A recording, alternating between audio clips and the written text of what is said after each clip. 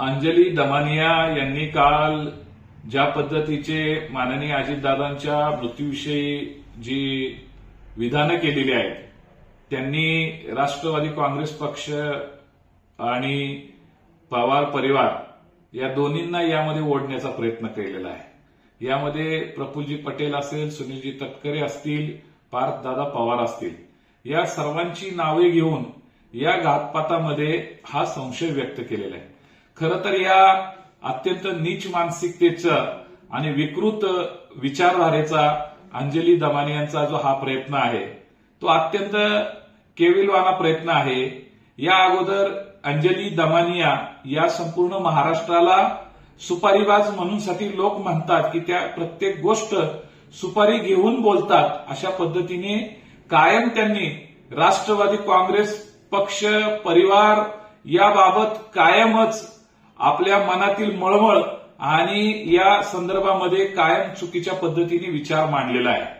खऱ्या अर्थाने आपण इतिहासामध्ये जर गेलो तर छत्रपती शिवाजी महाराजांच्या मावळ्यांनी समोरासमोर लढण्याचा प्रयत्न केलेला आहे, पाठीमागून कधी वार केलेला नाही।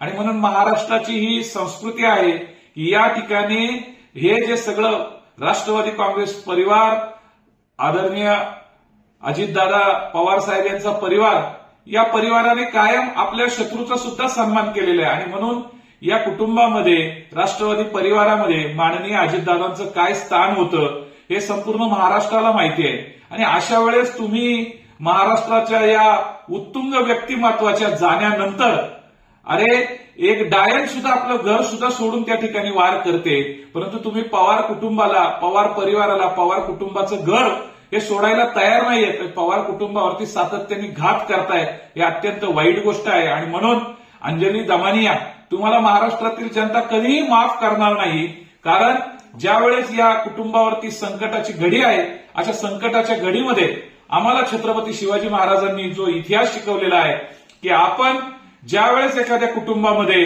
अशी दुर्घटना होते त्यावेळेस त्या कुटुंबाच्या मागे उभं राहायचं असतं, त्यांना खऱ्या अर्थाने सपोर्ट करायचा असतो। परंतु आम्ही छत्रपतींचा विचार मांडत असताना शिवशाहू फुले आंबेडकरांच्या या महाराष्ट्रामध्ये आज सुसंस्कृत महाराष्ट्र आहे, इथे आम्ही सर्वांचा आदर करत असताना तुम्ही या प्रसंगामध्ये जे काही बोलत आहात ते अत्यंत निंदनीय आहे। आणि म्हणून तुमच्या या वक्तव्याचा आम्ही निषेध करतो आणि तुमच्या या वक्तव्याची निंदा करावी तेवढी थोडी आहे।